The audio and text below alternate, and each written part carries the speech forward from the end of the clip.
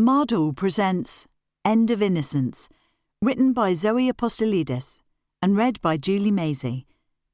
The moral right of the author has been asserted. This performance is owned by Mardall. Prologue. This is a story about disappearances, a series of them, one the most well publicised of its day. All those who vanished were female, all were children, all assumed murdered. It's a story that spans England, Scotland and Ireland between the mid-1960s and 1980s. It's a story about death and loss, despite no bodies having been found. But more than anything, it's a story about victims, about why some narratives appear to matter more while others are quickly forgotten. The cases, as a whole, represented a seismic social change, the kind only brought about by moments of crisis. They raised questions about how crimes are reported, speculated on, how they twist and turn to fit the agenda of a particular reporter, newsreader, or community. This is also the story of many families, some well known to the public, some unseen, and the horror they were forced to endure. What unites the first group of stories is their resolution or lack of one. We can posit theories and suggestions, try to build something from the rubble left behind after the crimes, but without anything concrete, it's impossible to bring about a firm ending for families, for detectives, for whole nations left reeling. The hunt for who'd murdered the children would involve some of the most groundbreaking techniques in modern policing, change the course of detection and investigative cooperation, alter how the British public lived their lives, and ultimately how they allowed their children to live. The crimes were the first to be investigated under the command of a central officer, a supremo, responsible for cross-county cooperation.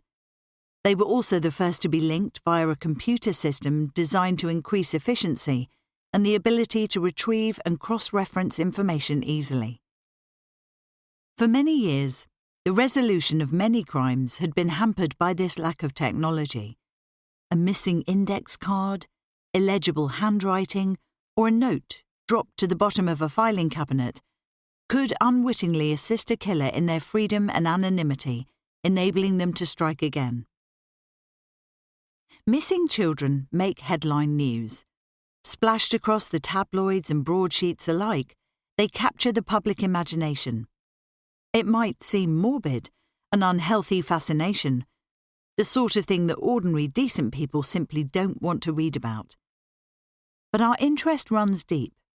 In watching press conferences, reading news reports, understanding how all these pieces of the jigsaw come together to form a complete picture, we bring ourselves up close with the worst-case scenario. We can't shy away from it or pretend it doesn't happen. Instead, by engaging with such cases and understanding how they came to be, we bring them under a sharp spotlight, the sort of brightness that allows hidden things to become visible. Even those who claim to have no interest in missing people, in murder inquiries or criminal proceedings, cannot help but be touched by them. People wonder about where they were, what they were doing on the night a crime took place.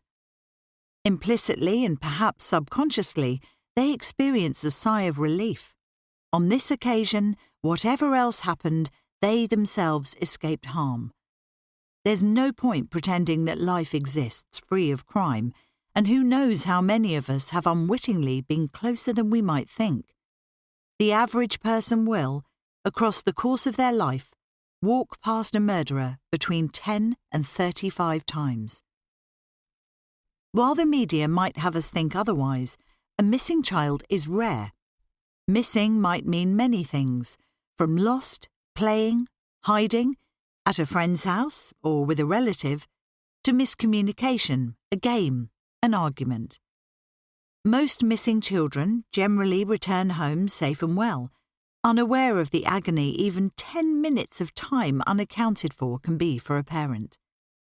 Many will relate to those heart-stopping moments in a supermarket or at the beach when for seconds which seem to last a lifetime, they cannot see their child.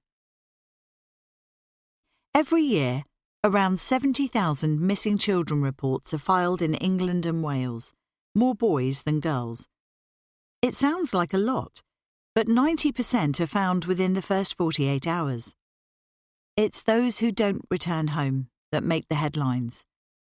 Trauma is piled on trauma. First, the loss of the child, the what-ifs and alternate realities, and then the full glare of a media hungry for details. A media that can also prove instrumental in whether or not the case is solved. Missing children sell newspapers. We know this. But not all missing children. Publicity depends on all manner of things. In the cases detailed in the first part of this story, there is no clear-cut black and white answer. What's certain is that on the days in question, children with everything to live for left their homes, never to return. No evidence of their running away was discovered, and they were not known to police beforehand. In some cases, they were simply too young to have got much further than 200 metres from home without some kind of intervention. Beyond this, though, everything is conjecture. We look for the most likely set of circumstances and work from there. The importance of how much coverage a missing child receives is crucial, but who is afforded it? We know that the average low-income teenage boy who plays truant will receive a lot less press than a vanished middle-class girl at a private school. It's important to step back from the crime itself, sometimes, and look instead at the responses that crime elicits.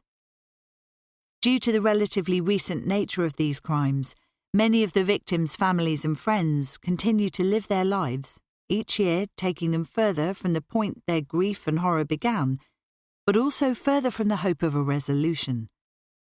Some scenes have been recreated or created for dramatic purposes. Out of respect, some details, particularly the most gruesome facts, have been omitted. Storytelling is part of growing up.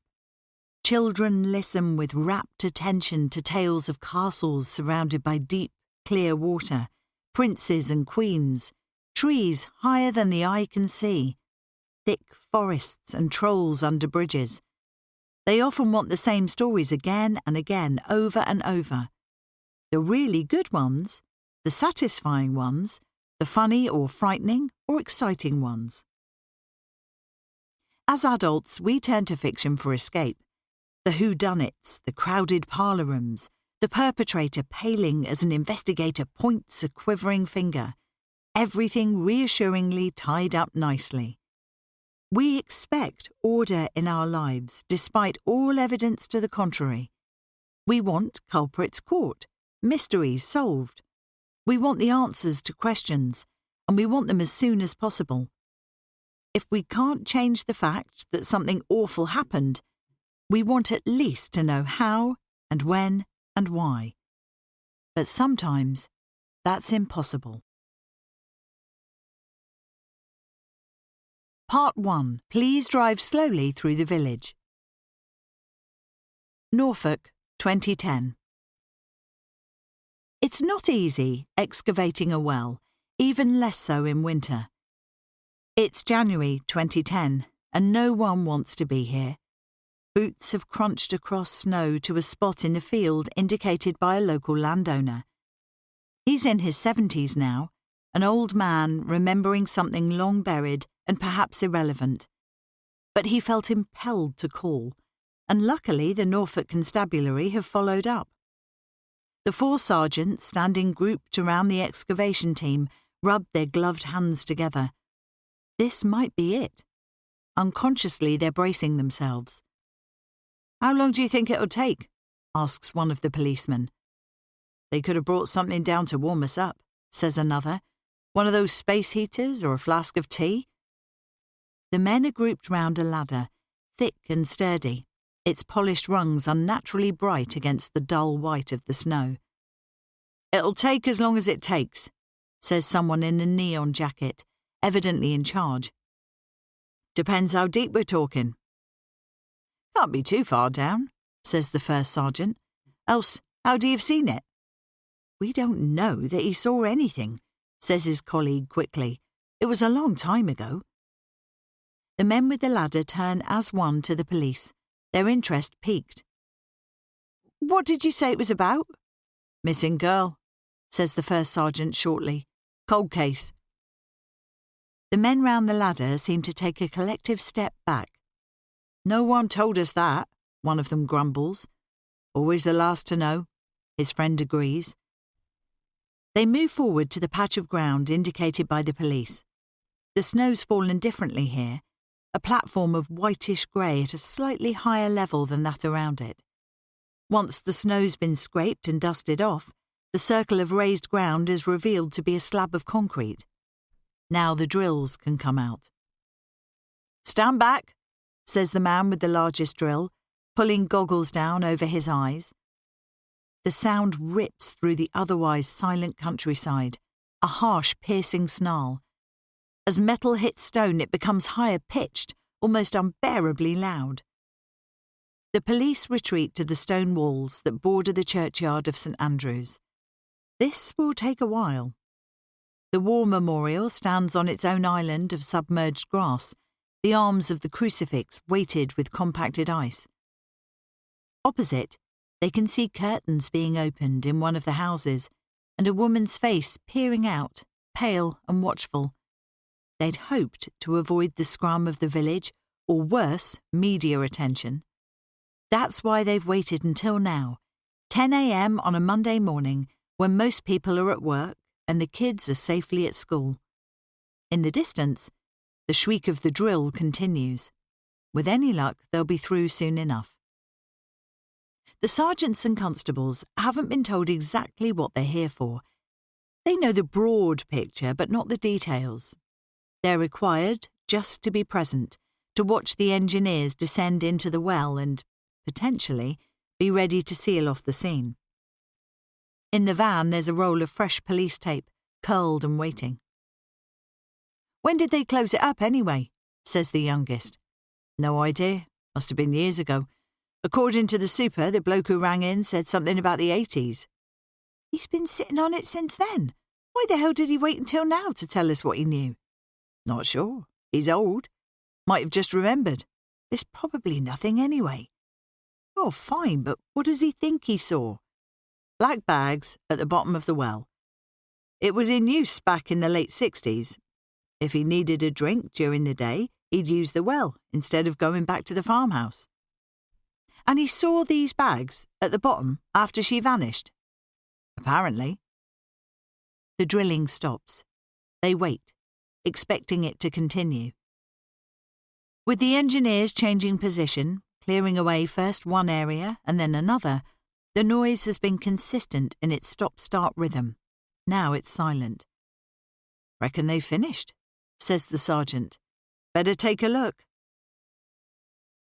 By the time they arrive back at the well, a small knot of people has gathered by the church doors. The younger ones crane their necks as the police cross to the disused well. The older ones know better, shooing them away down the path. They have a feeling what this is about, and for some of them the situation's complicated. If they find nothing, word will reach the family. Another false hope, another dead end. In some ways, it'd be better that way. No use dredging up old pains, picking at scabs. But if there's something down there, it's only right that the parents and sisters should have their answer at last. If they do find something, that'll be that for the village of Metton. Like so many other places, Hungerford, Hillsborough, Soham, Metton was, for a time, a byword for tragedy. The media never seemed to leave, not in the 60s or the 70s, and on every anniversary and following every possible sighting. Will they really have to face all that again? Norfolk, 1969. The Easter weekend was exactly as they'd all hoped. Dry, fine, sunny. The odd spell of wind, but that was normal for the East Coast. As if overnight everybody's gardens were abloom with flowers, after the quiet grey of winter. On Easter Sunday, the Church of St Andrew's had rung its bells joyfully for the 10 o'clock service. In the village of Metton, Norfolk, a tiny hamlet in eastern England, all was well. Here the roads are narrow, bordered on both sides by high hedges of fullest green. Climb over the brush and bracken, and you might trudge across lush fields and small brooks, criss-crossing one another all the way to the city of Norwich, 30 kilometres to the south. In 1969, few cars passed through. Some day trippers nipping over from the nearby A140, a busy route following an old Roman road all the way up to Cromer and the chilly North Sea. It's a typical coastal sort of place, calm, tranquil, the sort that in 20 years foreign tourists will write home about. Not yet, though. The war hasn't quite lost its grip on people.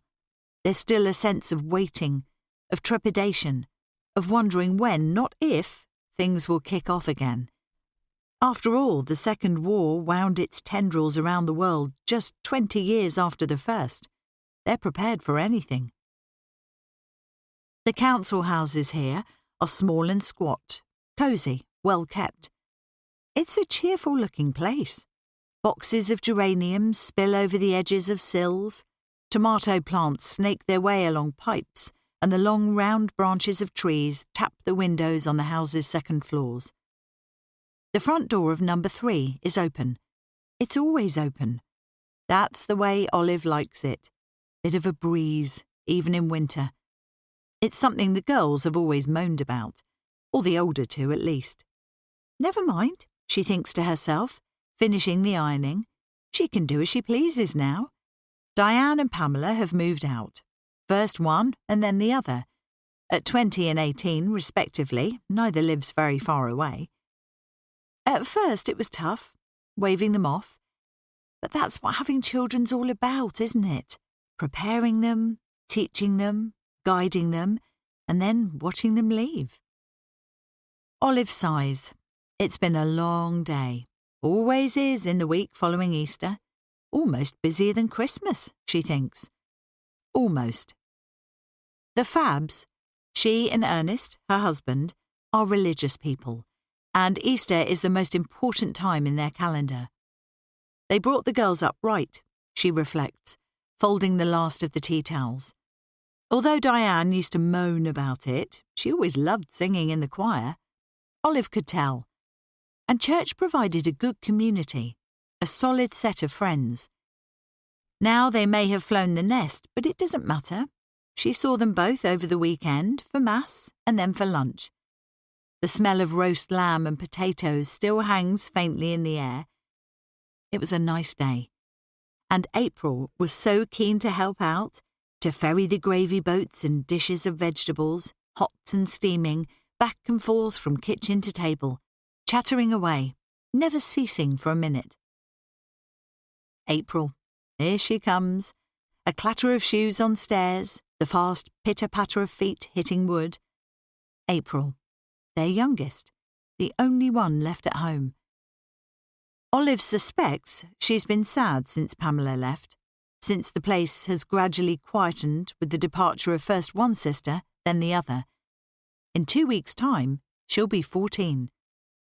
"I'm going to Roughton," she says, hopping the last steps into the kitchen, dipping her hand into the biscuit tin and pulling on her shoes, seemingly all in one movement.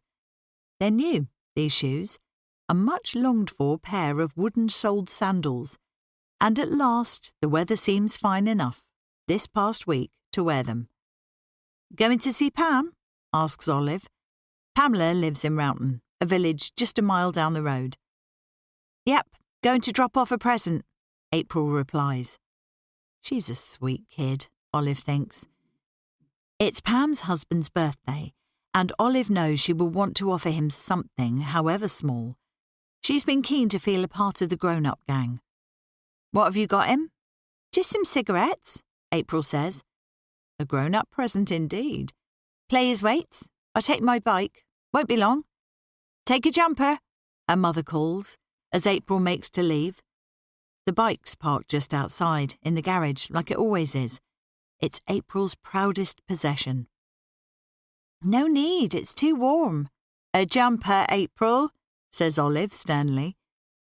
Sometimes it feels as though she oughtn't to mother her so much, but she's not an adult yet, still just 13 after all. It's fair enough to ask your child to take a jumper on her bike ride, even if she won't be gone an hour. April has more than enough freedom, and she's a sensible girl, but Olive isn't about to let her off today. She's putting her foot down. "Fine," her daughter huffs. She trudges back upstairs and returns with a green sweater. "See you in a bit." "Cycle carefully, please," says Olive. She watches as April wheels the bicycle to the front garden gate and closes it slowly behind her. Her saddlebag, Olive can see, holds a single handkerchief wrapping the treasured, oh-so-grown-up present for Pam's husband. "Tell them I'll be over later," Olive calls, and April nods. Nothing can keep Olive away from her grandchild for long. Another bonus to them living so close. "Cheerio," she calls over her shoulder. And now she's off, pedalling slowly down the road. The burgundy skirt, the green jumper, long white socks and the sandals, bright red with brass buckles. The blue and white bike. She's a picture in technicolor, a bright and rainbow-like thing. She's so grown up now, and yet, Olive thinks, sighing, as she returns to the ironing, she's not quite there yet.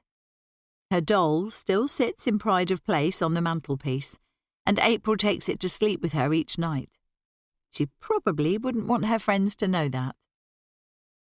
The sun appears from behind a cloud, and Olive feels relieved. She never likes to think of the girls out there in the rain, even if the journey's just a short one.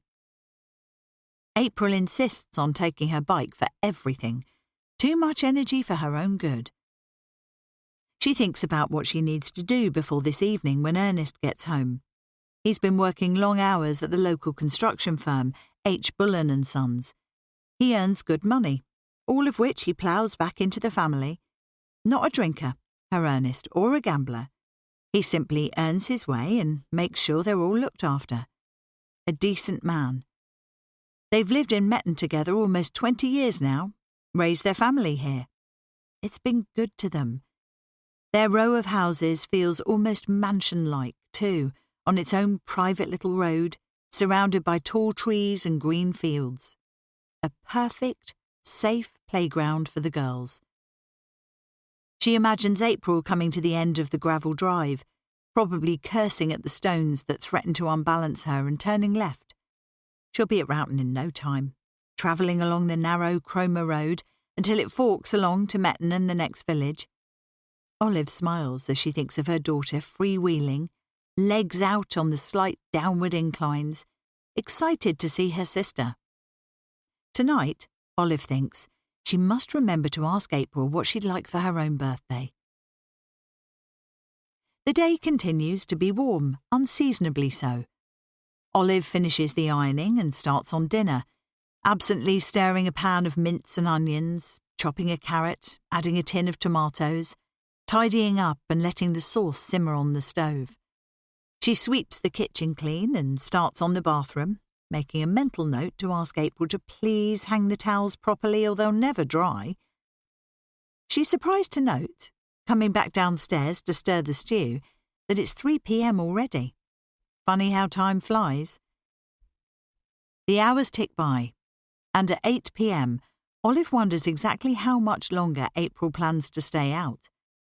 She knows the rules and has never even tried to break them before, so Olive is sure she'll be home by 8:30, the absolute limit. She's cutting it fine, but why not? These are the school holidays. Why shouldn't she stay with her big sister a little later? Olive just hopes that she doesn't leave it too much longer. That bike of hers has no lights. What's more, April loathes the dark. At 8:45, there's still no sign. That's it. Annoyed, Olive pulls her own bicycle from the garage, closes the front door and sets off for Roughton herself. It's not a long journey, but it feels like one today, for some reason. There's no sign of April's bike outside Pam's house. Frowning, Olive pushes open the door and is greeted by the happy sight of Pam on the sofa, finally putting her feet up after a long day's work. "Hello, Mum," says her middle daughter, rising. "Tea?" "In a moment, love." She strains her ears for the sound of April's voice. "Where's April?" she calls to Pam's back as her daughter walks into the kitchen. "April?" "Yes, isn't she here? What time did she leave?" Olive must have missed her on the route home. April often takes the quieter path, back lane off Cromer Road, especially if she has a bit of money to spend on sweets. Now Olive thinks about it, her youngest probably did have a little pocket money left over from the weekend. They must have passed one another, heading in opposite directions on different roads.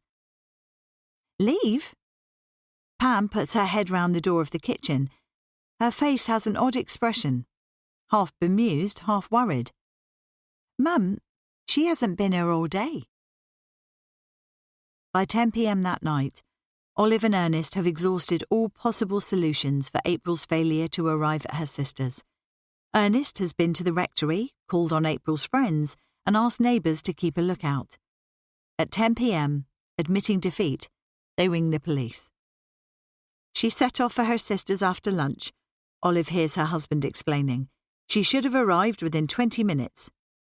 There's a pause. "Yes, sir, she's 13. Another pause. "No, not on foot, she took her bike."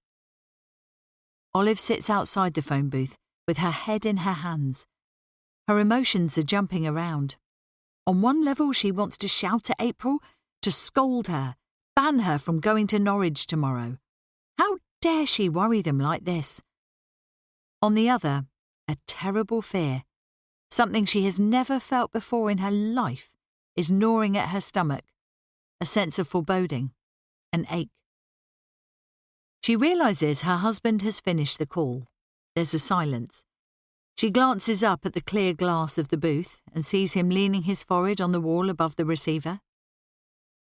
Her pulse quickens uncomfortably. He turns to look at her. "They found her bike," he says in a choked voice. "Someone brought it in at 3 p.m. It was in a field, just past Harrison's." According to friends and family, April was a caring but shy girl, a regular babysitter, sensible. She enjoyed cycling, attended church with her parents, adored animals, made her own clothes. She had planned to go to Norwich on the 9th of April with a couple of friends. Most of the houses in Metton didn't yet have landlines, so she arranged the trip via a nearby phone box. She then had lunch with her mother and collected 5p halfpenny from the dining table before leaving the house at around 1:30. Shortly after, mere yards from home, April stopped to speak to some friends at Harrison's farm on Cromer Road, in what was known locally as the Donkey Field. "Look at this," she said, pointing to the basket. The friends craned their necks to see, then grinned. "Cigarettes?" April nodded. "They're a gift. I'm taking them over to my sister's." "She wouldn't mind us having one, just the one. Go on, April, be a sport." April shook her head. "Look, I've got to dash. I'll stop in on the ride home, OK?" They waved. "See you then." Just after 2 p.m, Mr. Harrison, a local farmer, drove past the teenager on her bicycle, headed in the direction of Roughton. Less than 15 minutes later, Ordnance Survey workers spotted a blue and white bicycle lying in a field beside the road. By 3 p.m, a local man driving his mother home also spotted the bike and, thinking it strange, took it to the police house at Roughton. Officers on duty found the cigarettes, handkerchief and money still nestled inside the saddlebag. April was born in 1955, but her story, such as the world knew it, began on the day she went out with a birthday present and never came home. How it ends still remains to be seen. April would now be in her 60s, had life continued along the path she, her parents and sisters had all hoped. There's no ideal time to go missing, but an isolated country lane in 1969 might be one of the worst. April Fabb, never arrived at her sister's house on that sunny spring afternoon, and she has never been seen or heard from since. There is no word in the English language to describe a parent who loses a child. Still less for a parent who must endure the anguish of not knowing whether that child is, in fact, gone forever.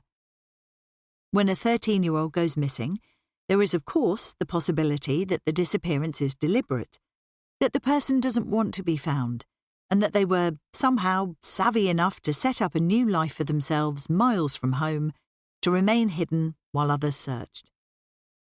April's disappearance constituted one of the largest investigations ever conducted by the Norfolk Constabulary, but it remains a mystery to this day. Over 2,000 statements were taken at the time. Fields and waterways were scoured and drained. On Thursday, April the 10th, 1969, the Coventry Evening Telegraph reported that police were anxious to trace any passengers who travelled on the 3:38 p.m. Cromer to North Walsham train on Tuesday. They were clearly investigating the possibility, however slim, that April had left of her own accord. No one had seen her at any of the train stations she could have reached alone, and without her bicycle, on the day in question. Nobody came forward saying they'd noticed a girl fitting April's description either waiting for or on board a train. But the possibility of a 13-year-old running away, however happy she might have been, couldn't be discounted. The ubiquity of her photograph, however, and police calls for the public to remain alert for April, made the lack of any sighting even more unsettling. How could she just vanish? It's a question asked time and again through the decades since. Newspapers wrote of the tracker dogs, the civilians trudging the deserted meadows, the hours of calling, searching, stooping to check the smallest piece of litter, the tiniest flash of colour in a hedgerow. Fingertip searches were undertaken while above ground an RAF helicopter scoured the area immediately surrounding the bicycle's discovery. So, what of the bike, the only piece of evidence recovered? It was undamaged, well cared for, with no signs of a collision, though the bell on the handlebars was bent. This was likely to have occurred when it was thrown from the road into the field, presumably by a person of decent physical strength. It couldn't have been rolled down the bank. A traffic accident was ruled out then. Robbery too. Clearly the saddlebag was of no interest to whoever knew what had happened to April. A solitary fingerprint was recovered from the handlebars. When this was compared to items belonging to April at home, it matched. For weeks her disappearance made headline news, both locally and nationally. And then, as these things tend to, and especially with no new leads, the case began to slip out of the public consciousness. Stories about April, along with possible sightings, speculation and theories, began to fade. Nothing more has since been found to shed the merest sliver of light on her disappearance. A Dutch clairvoyant was even drafted in to try to shed light on the case. The use of such methods, telepathy, numerology and psychic readings, have long been controversial among most members of the policing community, not to mention outside it. Gerard Croiset was one of the exceptions to this rule. Born in the Netherlands in 1909, he trained as a watchmaker and then worked as a greengrocer. It was during this time that he declared his ability to discern major events in a person's life based on contact with a personal object. He set up a healing clinic with the aim of using his psychic gifts to help others, and by the end of World War II had established a decent name for himself. Scientists conducted a series of tests on Croiset's abilities and were impressed enough to endorse him. It was then that Dutch police began to consult him for help in some of their most serious missing people or murder cases. In 1966, Croiset was involved in one of the biggest international manhunts in history after 3 children, Jane, Anna and Grant Beaumont, aged between 9 and 4, disappeared off a beach near Adelaide on Australia Day. Quasi would be called upon again a decade later in the hunt for another child, the most high-profile of all his cases, and one that bore a striking similarity to what had happened in Metten. His advice proved fruitless, but his very inclusion shows just how far police were willing to go. Years later, in 1997, the RAF deployed specialist thermal imaging cameras to scour the ground for any disturbances near to where April's bike was found. Nothing. In 2010, a team of forensic anthropologists began using GIS mapping technology to assist in identifying the location of human remains. And in the same year, the old well by the village church was excavated, just on the off chance a local man's recollection might hold the key. All results came to nothing. What seems most likely is that wherever April Fabb is now, she's not in Metten. It's probable that whoever snatched her from the street in broad daylight did not plan the crime. It was opportunistic, random.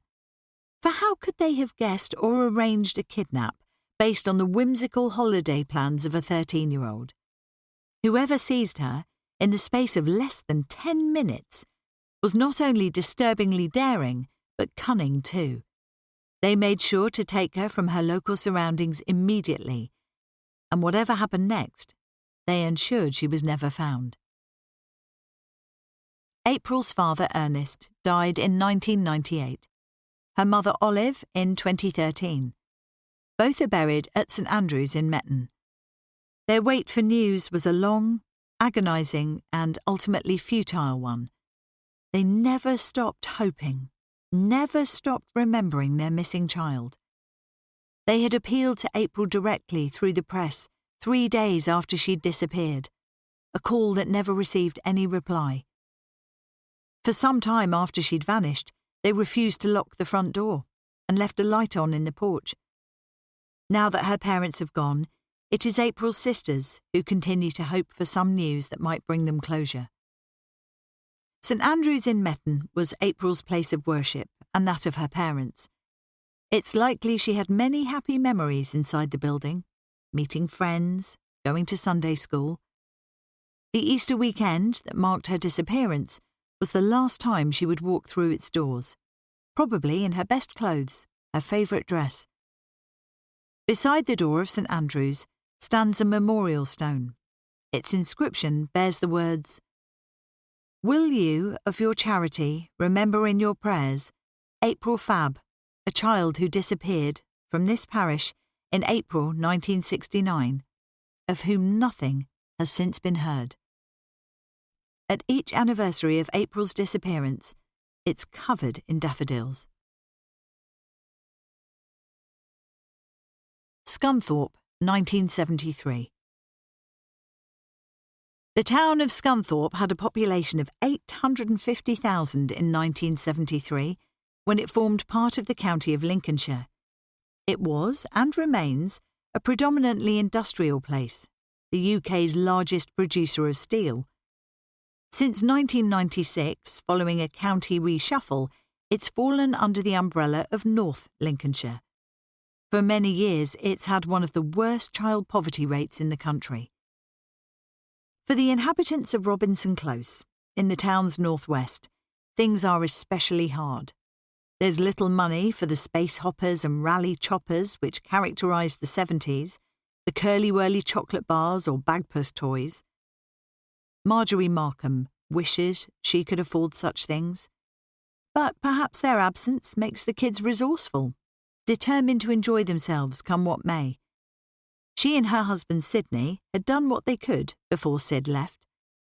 There were just so many mouths to feed, always so much to do. And now she's doing it all on her own. She can't believe how long the children take to get ready for school. It seems incredible, the amount of faffing before they're finally out the door. They should be able to fend for themselves a little more than they do, she thinks. Instead, they need constant reminders of gym bags, pencils, rubbers, rulers. They'd lose their heads if they weren't attached to their bodies. Her eldest boy, Graham, left school last year, and Carol's due to finish in a couple of months. He's still living at home, Graham, but at least he's working. It's May the 21st, pleasant and warm. They can make it on time if they leave now. Mrs. Markham has to head to work herself.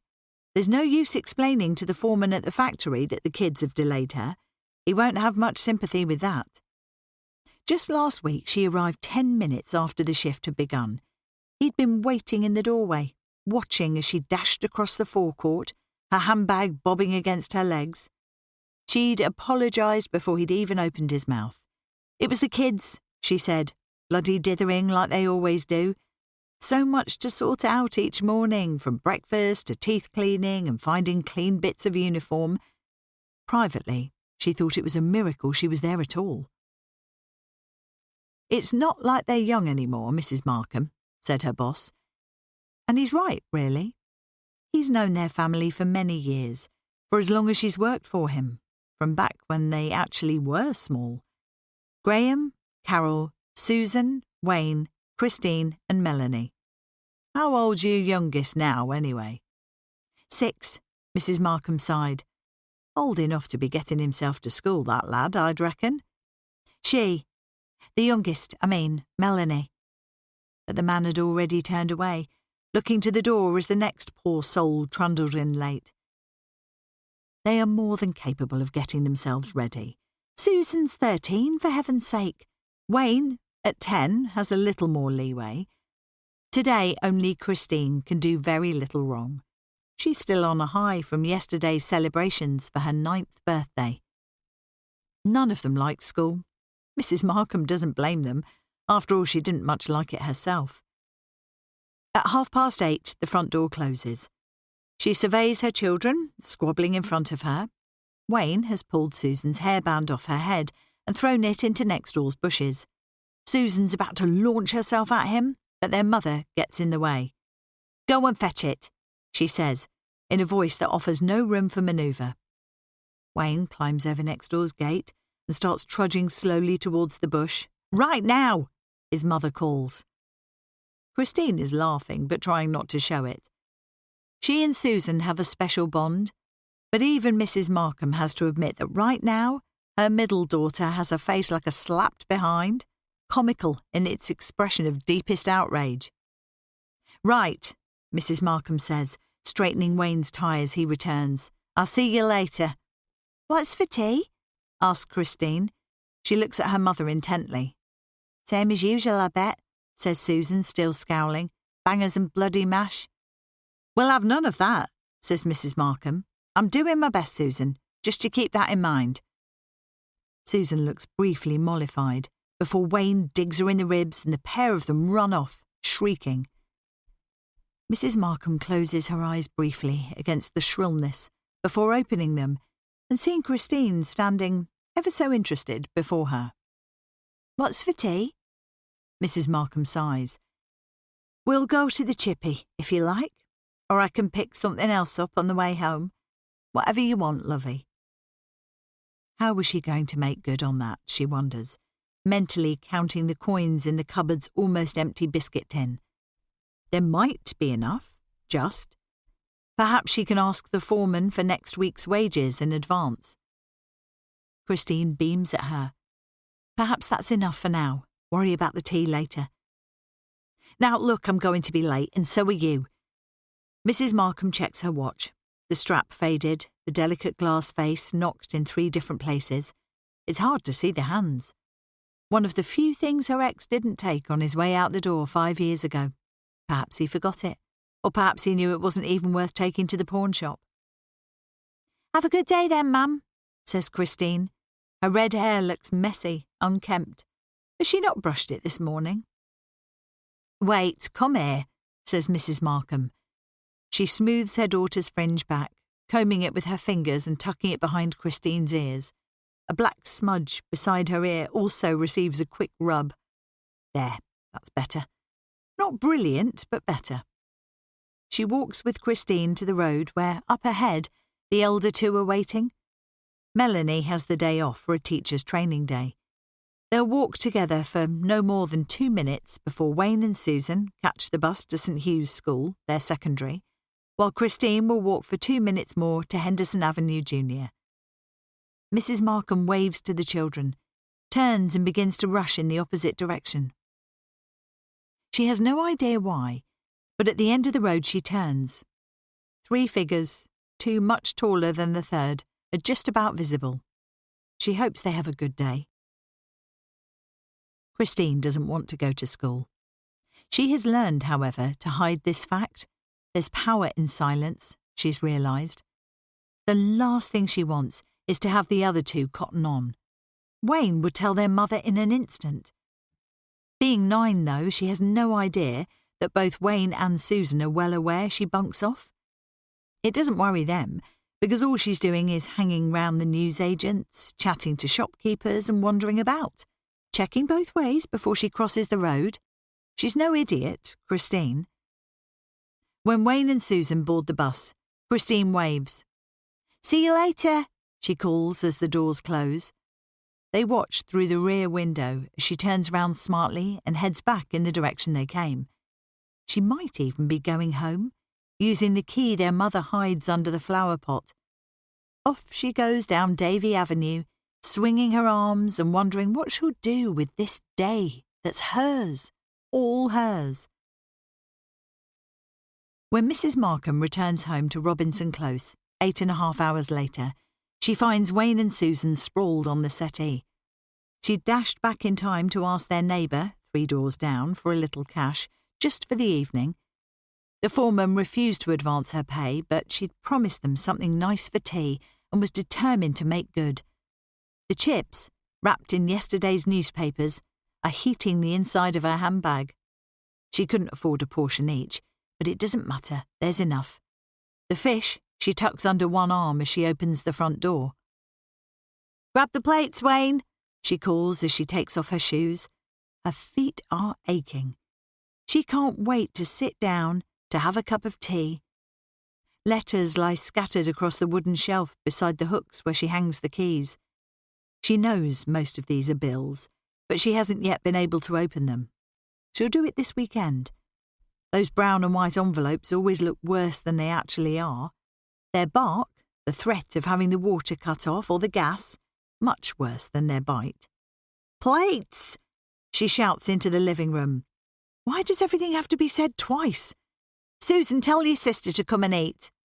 "She's not back yet," says Susan. She's chewing the end of her long plait, a habit from earliest childhood that means she's nervous. Her brown eyes stare at her mother, as though she's waiting for an adult's perspective, a parent's reassurance. But when Christine bunks off, and this Susan knows, she always comes back for her lunch, and she'll usually spend the afternoon loafing around the house. "Not back," says Mrs. Markham. "It's almost 5 o'clock. School finished ages ago." Wayne, reaching for the plates in the kitchen, has frozen. He's heard the tone in his mother's voice and knows he's for it. "She wasn't home when you got back from school?" "No," says Wayne, slowly. He looks at his sister. Susan shakes her head very slightly. Nonetheless, he ploughs on. Christine can be so annoying. She never gets into trouble. In fact, all she does is succeed in getting him into bother. But she skived off today anyhow. Didn't go to school. Susan stares at him horrified. They're going to be roasted for this. Mrs. Markham stares at her children. They stare back, unsure how this is going to play out. They're ready for an ear-bashing, a furious interrogation about where their sister goes instead of Henderson Junior, and with whom, and why. But what Marjorie says, eventually, is far worse. "I'm going out to have a look. Wayne, call the police." Christine Markham was small for her age, with red hair, brown eyes, and a shy sort of smile. She stood at 3 foot 10 inches. On the day she disappeared, she was described as wearing a red, long-sleeved dress, red socks and a blue coat. That night, 60 volunteers combed the streets around Robinson Close, the school and the surrounding area. The evening of Monday the 21st of May, a torrential flood of rain hit the northeast. The rivers swelled. The streets were pitted with deep puddles. In the parks and commons, ponds rose, and the ground underfoot became soggy and soft. This prevented the use of police helicopters, which might otherwise have been sent into the skies to search. Specialist underwater teams were directed into the engorged lakes and rivers, peering through the murky depths as the rain pattered persistently on the water's surface. If Christine had taken shelter that evening, a police spokesman confirmed, she may now have become trapped. By the second day, police confirmed the hideous possibility that had been brewing in the minds of Scunthorpe's residents for close to 48 hours. If she's trapped, she'll have had no food. Fears for her health are growing as the search becomes more prolonged. If we're going to find her alive, it will have to be today. The following day, the 22nd of May, officers visited Henderson Junior School. They stood patiently before the children, all pale faces and furrowed brows, and asked if anyone had anything to tell them. Had Christine mentioned wanting to run away? Had she been unhappy? Had she mentioned any special friends, any family she might have left to see? Was there anywhere nearby that a friend had visited with her? Somewhere that they hadn't yet thought to check? A timeline was created, revealing what was known or guessed about Christine's movements between the time she'd left home at 8:45 a.m. to the various sightings of her before the trail went cold.